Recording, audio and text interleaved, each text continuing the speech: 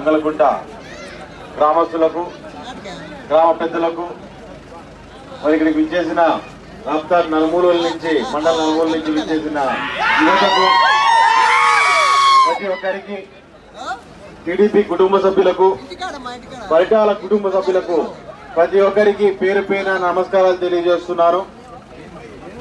మరి ఈరోజు మన నియోజకవర్గంలో ప్రచారాన్ని మొదలు పెట్టడం జరిగింది.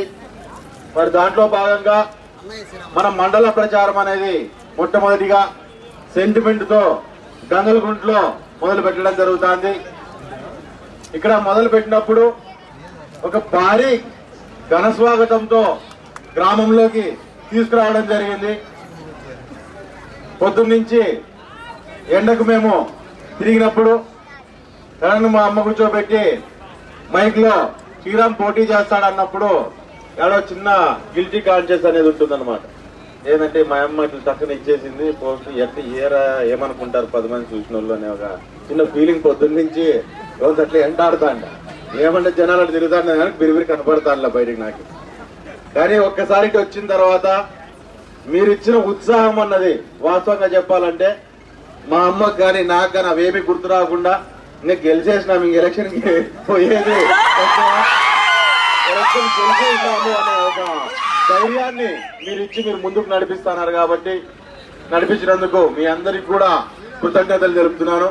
మరి దాంట్లో ముఖ్యంగా ఈరోజు గంగలకుంట గ్రామంలో కూడా ముందుసారి 5 ఏళ్ల కిందట ఇదే రకంగానే వచ్చి రకరకాల హామీలు కావచ్చు, ఆ రోజు మేము ఈ పనులు చేస్తామని చెప్పిపోయడం జరిగింది. దాంట్లో భాగంగా మాకు చేతనైనంత వరకు ఆ హామీల్ని పూర్తి స్థాయిలో నిలబెట్టుకోవడానికి ప్రయత్నం చేశాము. మరి దాంట్లో ఓ చిన్న పని, ఎందుకంటే మొదటిది అయిపోకూడదాము, మాకు మనసులో ఉంది మీకు మనసులో ఉంది కాబట్టి ఏంటంటే మన చెరువుకి నీళ్లు తీసుకురావడం అన్న చిన్న విషయాన్ని అదొక దాని గురించి మాట్లాడాలా. అది ఖచ్చితంగా ఈ చెరువుకి నీళ్లు ఇస్తామని చెప్పి ముందుసారి మేము కూడా మాట చెప్పడం జరిగింది. దాంట్లో భాగంగానే సర్వే చేయడం జరిగింది, అధికారులను తీసుకెళ్లడం జరిగింది. ఈ గ్రామంలోని చాలా మంది నాయకులు, మండలంలోని నాయకులు అందరూ అక్కడికి వెళ్లి మొత్తం చూడటం జరిగింది.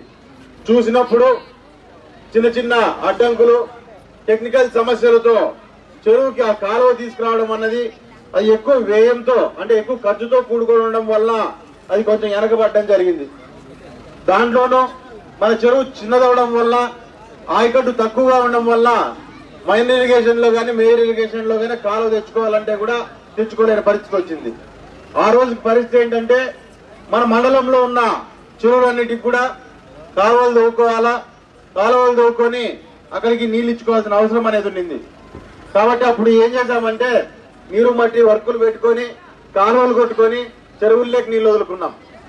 ఈ రోజు ఆల్మోస్ట్ అన్ని చెరువులకి నీళ్లు వదిలాము, గంగలకుంట చెరువు మాత్రం మిగిలిపోయింది. ఈ రోజు ఖచ్చితంగా రేపు పొద్దున చంద్రబాబు నాయుడు గారు ముఖ్యమంత్రి అవుతారు. మరొకసారి ఇక్కడ ఈ నియోజకవర్గంలో తెలుగుదేశం జెండా మనం ఎగరేస్తాము.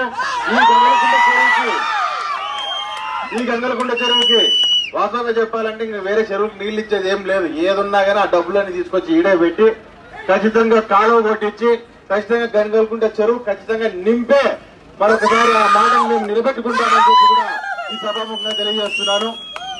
దీంట్లో తప్పుగా అనుకోవద్దండి, ముందుసారి ఇచ్చిన మా టీడీ మళ్ళీ తిప్పట్లే చెప్తానని. అది ఖచ్చితంగా మీరెంత మదన పడుతున్నారో మనస్ఫూర్తిగా మేము కూడా అంతే మదన పడుతున్నాము. ఒక గ్రామంలోకి వచ్చినప్పుడు ఒక మాట చెప్పిన తర్వాత అది ఒకవేళ నెరవేర్చుకోలేకపోతే మాకు కూడా ఎట్లుంటుందంటే మనసు తొలిసేసినట్లుంటుంది. ఖచ్చితంగా ఇప్పుడు అదే ఫీలింగ్ తోనే మేము ఉన్నాము.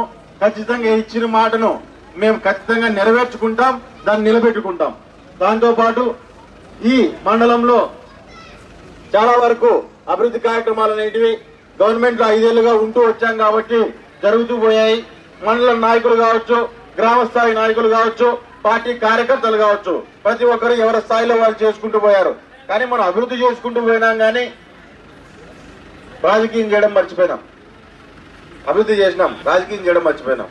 రాజకీయం చేయడం మర్చిపోతూ ఏదో మధ్యలో కొంతమందిని అట్లా ఇట్లా చిన్నగా నెగ్లెక్ట్ చేసింటామని చెప్పి కూడా చెప్పము. ఏదున్నా సరే ఈరోజు సమయం అన్నది చాలా తక్కువగా ఉంది కాబట్టి మీరందరూ కూడా ఆ గ్రామాల్లోకి వెళ్ళినప్పుడు మన గ్రామాల్లోకి వెళ్ళినప్పుడు దయచేసి ప్రతి ఒక్కరిని మీరు మాట్లాడి లాస్ట్ టైం ఏమన్నా మేము చిన్నగా నెగ్లెక్ట్ చేసింటే ఎవరినన్నా వాళ్ళందరినీ కూడా మీరు మాట్లాడి ఏదో తప్పు ఒప్పు మనం చెప్పుకొని వాళ్ళని కలుపుకొని మనం ముందుకు పోవాలా. ఎందుకంటే రేపు పొద్దున వచ్చేది మన కాలం మంచి కాలం. ఆ కాలంలో కష్టకాలం అంతా మనతో ఉండి మంచి కాలంలో మనతో ఉండకూడదో లేకుంటే అలిగి పాపం కూర్చున్నారనే మాట రాకోకుండా దయచేసి వేరే రకంగా ఆలోచన చేయకుండా ఎవరన్నా అట్లాంటి చిన్న చిన్న మనస్పర్ధలున్నా మీరంతా కలిసి వచ్చి ఖచ్చితంగా పార్టీని మరొకసారి గెలిపించి చంద్రబాబు నాయుడు గారు ముఖ్యమంత్రి అవుతారు. మన ప్రాంతాన్ని మరొకసారి మన కుటుంబాన్ని మన అభివృద్ధి చేసుకోవడానికి సహాయపడతారని చెప్పి కూడా ఈ సభాముఖంగా నేను తెలియజేస్తున్నాను. మరి దాంతో పాటు గ్రామాల్లో మండలాల్లో మండల నలుమూల నుంచి చాలా మంది ప్రజలు వచ్చారు. మండల నలుమూలలో మన గ్రామాల్లో కూడా చాలా మంది మాట్లాడుతూ అంటారు ఏంటంటే మేము గెలిచేసినాము, ఇంక ఎలక్షన్ ఏం లేదు, మేము గెలిచినాము. ఇప్పుడు నేనేం మాట్లాడినా ఆ మాట 6 నెలల నుంచి మాట్లాడుతున్నారు వాళ్ళు.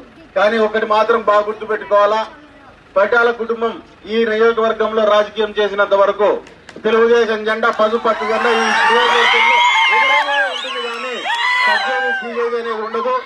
ఇక్కడ వేరే వాడు గెలవనీయమని చెప్పి కూడా ఈ సభాముఖంగా నేను తెలియజేస్తున్నాను. ఖచ్చితంగా ఏ స్పిరిట్ ఈ రోజు మీరు ముందుకు వచ్చి ఏ జోష్ తో మీరు ముందుకు వచ్చి మాకు ఒక ధైర్యాన్ని ఒక జోష్ని మీరు ఇస్తా ఉన్నారో అదే దాంతో వచ్చే నెల రోజులు కూడా వచ్చే 25 రోజులు, నెల రోజులు టైం లేదు మనకి, 25 రోజుల టైమే ఉంది. మీరే ఎమ్మెల్యే క్యాండిడేట్లు మేమే నామినేషన్ వేసినాం, గెలిస్తే మేమే ఎమ్మెల్యే అనే ఆలోచనతో గ్రామాల్లోకి వెళ్లి అందరితో కూడా మాట్లాడి ఎవరికి వారు కూడా ప్రచారంలో భాగంగా మీరంతా కూడా ప్రచారం గ్రామాల్లో చేసి మన వాళ్ళందరినీ ఎడ్యుకేట్ చేసి వాళ్ళందరితో మళ్ళీ టీడీపీ సైకిల్ గుర్తుకు మీరంతా ఓటేపించి టీడీపీని గెలిపిస్తారని చెప్పి ఈ సభాముఖంగా కోరుకుంటూ మీరందరూ ముందు 2 సార్లు మాకు సహాయం చేసి మా మీద ఓ చల్లటి చూపుతో మమ్మల్ని ఈ నియోజకవర్గంలో గెలిపించి ముందుకు నడిపించుకుంటూ తీసుకెళ్లారు. ఈసారి కూడా మీరు అదే రకంగా ఒక చల్లటి చూపు మా మీద చూసి మమ్మల్ని ఒక మంచి మెజార్టీతో మీరు గెలిపిస్తారని చెప్పి మీ ఆశిస్తూ ఈ అవకాశంతో గ్రామాల్లోకి తీసుకొచ్చినందుకు మీ అందరికీ పేరు పేరున ధన్యవాదాలు తెలియజేసుకుంటూ సెలవు తీసుకుంటున్నా.